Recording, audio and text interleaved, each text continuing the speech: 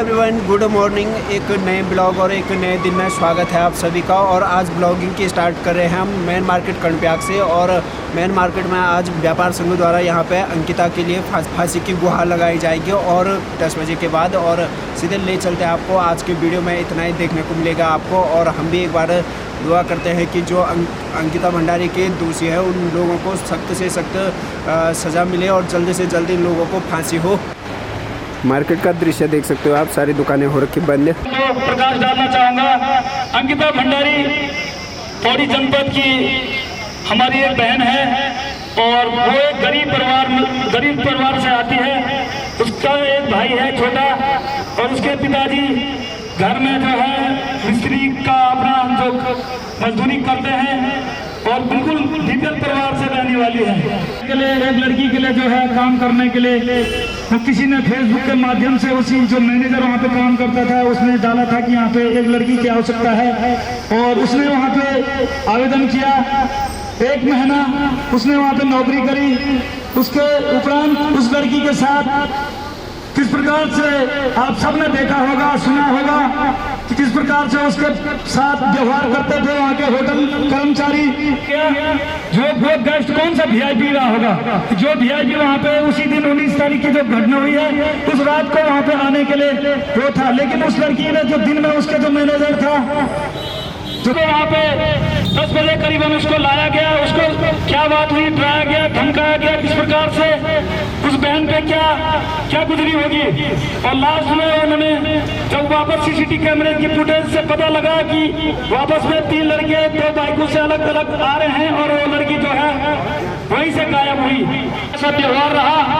आज हम सब लोग यहाँ पे इकट्ठे हुए हैं। हम सब जानते हैं कि इसको जब तक गुनाहगारों को फांसी न हो तब तक हम अपना व्यापार संघ की तरफ से जितने भी हो सकता है मदद, हम सारे व्यापारी लोग जहाँ भी जाना पड़ेगा, जो करना पड़ेगा, हम सब लोग अध्यक्ष जी के नेतृत्व में पूर्ण करेंगे। जिस प्रकार से हम पहाड़ियों को मजबूत कहा जाता है, ईमानदार कहा जाता है, उस प्रकार से उन दरिंदों के आगे डट के रही, चाहे उसने अपनी जान को बलिदान दे जाए। वो बिकी नहीं, वो टिकी नहीं। उन्होंने कहा तुम्हारे 10,000 पे लात मारती हूँ, उसने अपने जान दे दी लेकिन अपने पहाड़ के सीने पहाड़ की तरफ तो खड़ी रही। मैं धन्यवाद करता हूँ अपने क्षेत्र की सभी जनता का। ये आंदोलन एक व्यापार संघ का नहीं है, ये सभी लोगों का है। इसमें सभी लोगों को चुनना है, चाहे कोई किसी दल से भी है। ये अंकिता को न्याय की लड़ाई है, ये किसी राजनीतिक दल का आंदोलन नहीं है। ये महंगाई चरम पे, दूसरी चीज है चरम पे। यानी उत्तराखंड का इन्होंने भलाई किया क्या, एक बता दें। और लास्ट में हमारी इज्जत उसको भी छेड़ा ले क्या, इसलिए हमारे शहीदों ने इस उत्तराखंड के लिए अपनी जान की शहादत दी। 44 शहादतें हुई इस उत्तराखंड में। क्या इसलिए उन्होंने शहादत दी कि ये उत्तराखंड ऐसा बनेगा, ऐसा रचेगा, ऐसा बचेगा। साथियों, ये बड़ा सोचने नहीं पड़ी, क्योंकि हमारे दल जो राष्ट्रीय दल जिन्होंने इस प्रदेश में सत्ता को भोग किया उन्होंने अपने रिश्तेदारों को लगाया। मंत्री बने उन्होंने अपने रिश्तेदारों को लगाया, विधानसभा अध्यक्ष बने उन्होंने अपने रिश्तेदारों को लगाया। किसी दल ने कोई कसर नहीं की अपने रिश्तेदारों को लगाने की। आज उस मंच के माध्यम से उनका भी धन्यवाद करता हूँ, दो शब्द करने के लिए आग्रह करता हूँ। धन्यवाद मिस्टर जी। यहाँ पर आए हुए सभी गणमान्यों को मेरा सादर प्रणाम। दोस्तों, मैं अभी कुछ समय पहले हमारी प्रदेश की ही नहीं, मैं तो उसको पूरे देश की वीरांगना की संज्ञा देता हूँ कि उस बेटी ने ऐसे दरिंदों को सबक सिखाने के लिए अपनी जान न्यौछावर की है कि मैं उसको एक जैसा सैनिक, हमारा सैनिक भाई शहीद होता है उसके समकक्ष में मैं उसको रखता। तो मैं उसके घर में गया और मैंने वहाँ का जो अवलोकन किया तो महोदय वहाँ पे कोई सांसद के जो है बताया, लेकिन वो उस जगह के सांसद है ही नहीं। तो वहाँ जो लीपा पोती का खेल हो रहा है कि जिस गर्भ से हमने जन्म लिया वो बेटी रही होगी। हमारी माताजी, आपकी माताजी भी कभी 19 साल की रही होगी, जो वर्तमान में हमारी बहन, हमारी बेटी अंकिता भंडारी रही है। और आज हम आप लोगों को विदिती है कि ज्योतिषी के अनुसार पीपल के पेड़ के नीचे यदि हम दिया जलाते हैं तो हमारा शनि का दोष दूर हो जाता है। आज हम उस न्याय देवता शनि महाराज से निवेदन करते हैं, करवत प्रार्थना करते हैं कि आप न्याय के देवता हो और आप लोगों ने उस भगवान शनि महाराज ने ही न्याय करना है अंकिता भंडारी के साथ, क्योंकि इतने लोग अपनी आस्था को लेकर इस पीपल के पेड़ के नीचे आ रखे हैं। और इसमें जो सरकारों द्वारा लीपा पोती का खेल चला, मैं वहां पर था, जिस कमरे में अंकिता भंडारी रहती थी, जिस कमरे में उसके साथ गलत कृत्य हुआ, वहां की विधायिका मैडम, क्योंकि वो मैडम भी जो है उन्हीं की जो है वो भी महिला रही, उन्होंने उनका पक्ष लेने से उन्होंने उनका विपक्ष का साथ दिया कि इनके जो है जो यहाँ पे साक्ष्य हैं वो मिट जाएं। कल रात एक समाज सेवी पत्रकार महोदय थे, तो वो वीडियो दिखा रहे थे, शायद आप लोगों ने देखा कि उसी के इर्द गिर्द में रेणु बिष्ट जी का एक रेस्तरां है, उसके ठीक 50 मीटर दूरी पर दिल्ली से आए हुए महानुभाव अंग्रेजी शराब पी करके अंग्रेजी में बात कर रहे हैं ये है, और कहते हैं कि हमें इस रेस्टोरेंट का जो मालिक है उसने हमको इस नदी के ऊपर शराब पीने की परमिशन दी है। हम कौन से समाज में जी रहे? हम जब कभी भी हम लड़ते हैं मानव का है, हमें मानव के ऊपर लड़ना चाहिए, क्योंकि न कोई यहाँ पे जाति धर्म किसी अन्य जाति के जो है सुई चुमा के देखिए उसमें पीला खून आएगा क्या, मेरे पे सफेद आएगा? सबका खून लाल है। वो हमने अपने मोह माया के लिए जाति धर्म का खेल खेला है, और जो जाति धर्म के ठेकेदार अभी घरों में छुपे हुए हैं, अभी वो मानवता की जो है यहाँ पे हम मानवता की न्याय के लिए आए हुए हैं, अभी कहाँ है वो जो बड़ी शिक्षा, बड़े विद्वान, बड़े प्रकांड विद्वान महामंडलेश्वर बनते हैं? और मैं ललकारता हूँ इस पीपल के पेड़ के नीचे से सरकार में बैठे उन सत्ताधारियों को कि क्योंकि तुम्हारे घरों में भी बहन बेटियां होगी और तुमने भी जो है किसी बेटी के गर्भ से जन्म लिया होगा। जैसे एक सप्ताह पहले उस अंकिता भंडारी के गांव डोब श्रीकोट में गया तो मैंने अपने चैनल के माध्यम से उसके घर की स्थिति दिखाई, और आज से 1 महीना पहले उप जिला अधिकारी पौड़ी के महोदय ने अग्निवीर भर्ती के नाम पे जो लड़कों का जो सर्टिफिकेट साइन नहीं हो रहा था, उसमें किसी ने आवाज उठाई, उसने वहां पे बर्बरता की। तो वो उप जिला अधिकारी वहां क्षेत्र में जाए कि अंकिता भंडारी का जब घर बीपीएल परिवार से नीचे था तो उसको प्रधानमंत्री आवास योजना का लाभ क्यों नहीं मिला। और जो मामले की बात रही तो सबसे पहले आप कहते हैं कि 3 आरोपी है, मैं तो कहता हूं 5 आरोपी हैं। पहला आरोपी पटवारी है, 3 वो आरोपी हैं जिनका कि मैं इस नवरात्र के समय पे इस मुख से उनका नाम नहीं लेना चाहता हूं, दरिंदों का। और 5वां आरोपी वो है जिसके लिए अंकिता भंडारी को बाध्य किया जा रहा था, वो भी आरोपी है, दरिंदा है। उस वीआई पर आप जो है अपने मुख से जो भी वक्ता लोग हैं, पत्रकार बंधु हैं, उसको वीआईपी गेस्ट मत कहिएगा, वो दरिंदा था। और वो दरिंदा कोई सरकारी का नुमाइंदा था। क्योंकि जब अभी जो भाई कह रहे थे कि वन में वो बना है, क्योंकि इससे पहले कई वन मंत्री भी रह चुके हैं। अब संघ का जो है, संघ के ऊपर कुछ नहीं कहना है। क्योंकि अब संघ की शिक्षा का पता चलता है। दोस्तों, मैं जिस प्रकार का आचार व्यवहार करूंगा, जिस प्रकार का आचरण करूंगा, उससे मेरे परिवार के संस्कार का पता चल जाता है। सत्य है कि असत्य है साहब? सत्य है। अब मुझे किसी संगठन के बारे में कुछ नहीं कहना है, ज्यादा नहीं कहना है। और मैं कहता हूं, जब केंद्रीय मंत्री, जब हमारे गृह मंत्री महोदय में संशोधन हो सकता है, तो ऐसा भी संशोधन हो सकता है कि ये उत्तराखंड माननीय योगी आदित्यनाथ जी के अधीनस्थ रहे और जो मुख्यमंत्री है वो उप मुख्यमंत्री बन के बैठे, जहां से कि वो बुलडोजर भी जहां चलाना हो वहां चल सकता। ऐसा नहीं कि आरोपी में घर में नहीं बुलडोजर चले, जो है विपक्ष जो पीड़ित हैं उनके घर में बुलडोजर चल रहा है। हो सकता है वो ये शुक्र समझो कि जो डोब सिरकोट है वो सड़क से करीबन 1.5 किलोमीटर ऊपर है और दूसरी सड़क से 1 किलोमीटर नीचे है। कहीं हो न हो सकता कि नशे में ये पीड़ित के घर भी बुलडोजर चला देते हैं, मुझे लगता है। और मैं पहले भी कह चुका हूं, हर वक्त कहता हूं, ना गांव से दोस्ती ना गांव से बैर। मुझे इस प्रदेश में इस भारत के भ्रष्टाचारियों के साथ बैर है और समाज के जो समाज सेवियों से और जो अच्छे लोग में चाहे हमें अपने प्राणों की आहुति देना पड़े।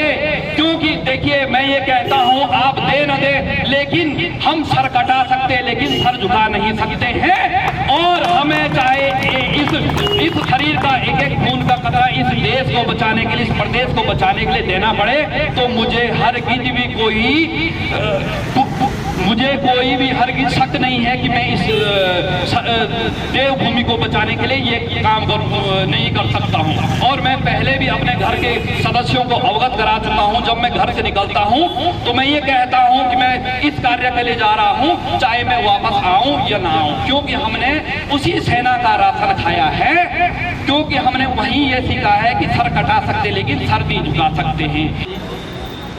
आज यहाँ पर बहन अंकिता भंडारी के खिलाफ जो कार्यक्रम व्यापार संघ ने रखा है उसमें हमारे बहुत ही सम्मानित व्यापार संघ के अध्यक्ष आदरणीय श्री वीरेंद्र सिंह मिंगवाल जी और पूर्व अध्यक्ष बड़े भाई ब्रजेश बिष्ट जी, पूर्व अध्यक्ष भाई बड़े भाई श्री हरीश सती जी, आदरणीय श्री कुशल बिष्ट जी और हमारे प्रदेश सचिव आदरणीय श्री ईश्वरी प्रसाद मैखुरी जी, उपस्थित सभी तमाम सारे लोग नामों की औपचारिकता में न जाते हुए, साथियों आज हम ऐसे गमगीन माहौल में यहाँ एकत्रित हुए हैं जब हमने अपनी एक बेटी को इसलिए खो दिया कि इस दौर में जिस दौर में आदमी बिक रहा है, मीडिया बिक रही है, मंत्री और विधायक बिक रहे हैं, तब एक बालिका सिर्फ इसलिए नहीं बिकी,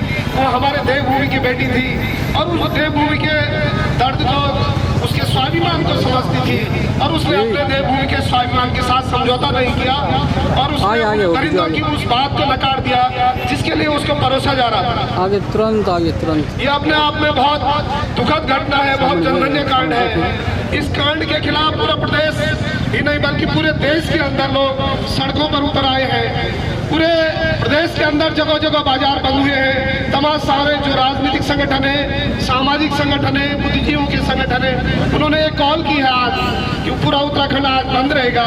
और इसी सब को ध्यान में रखते हुए एक नैतिकता इस हमारे कर्तव्य की हमेशा रही है, इसका अपना एक इतिहास रहा है, वो इतिहास कायम रहे।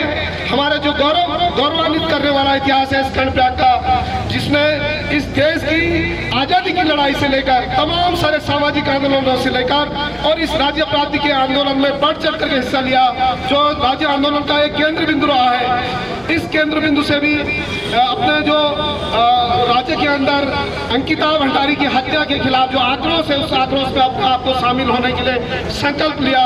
इस संकल्प के लिए मैं आप सबका बहुत बहुत धन्यवाद करना चाहता कि आप सबने स्वतः ही अपने व्यापार को आज अंकिता भंडारी को न्याय दिलाने के लिए बंद किया हुआ है। हमारे जो टैक्सी यूनियन के लोग हैं, आपने अपने वाहनों को बंद किया है, आप अपने आप में धन्यवाद के पात्र हैं। साथियों, ये बहुत बड़ी लड़ाई है। हम क्या देखते हैं, तमाम सारे वक्ताओं ने कहा, नाम ले करके भी कहा और कहना पड़ रहा है, सत्ता के संरक्षण के अंदर जिस तरह से दरिंदे आज सत्ता को भी बदनाम करने का काम कर रहे हैं अपने कुकृतियों के चलते, ये अपने आप में शर्मनाक है इस राज्य की जनता के लिए भी, और जो सत्ता में बैठे हुए लोग हैं उनको भी वो शर्मिंदगी करवा रहे हैं। इसलिए जो सत्ता के समझदार और बुद्धिजीवी लोग हैं वो भी स्वयं इस आंदोलन के अंदर खड़े हैं, वो भी चाहते हैं कि अंकिता को न्याय मिले।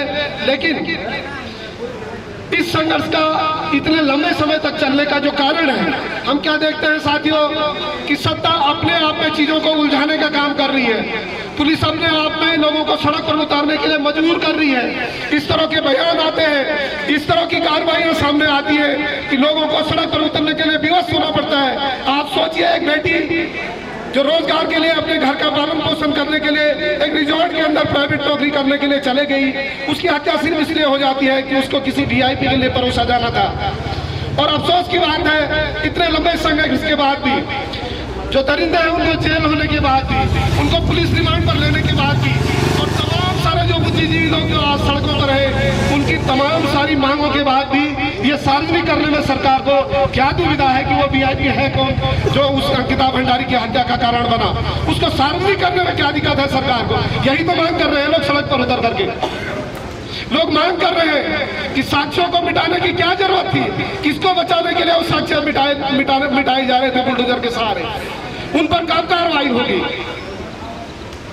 लोग मांग कर रहे हैं कि पुलिस ने जो लापरवाही की, एक थाने से दूसरे थाने से तीसरे थाने अंकिता के पिता, उसकी माँ, उसके भाई को दर की ठोकरें खानी पड़ी।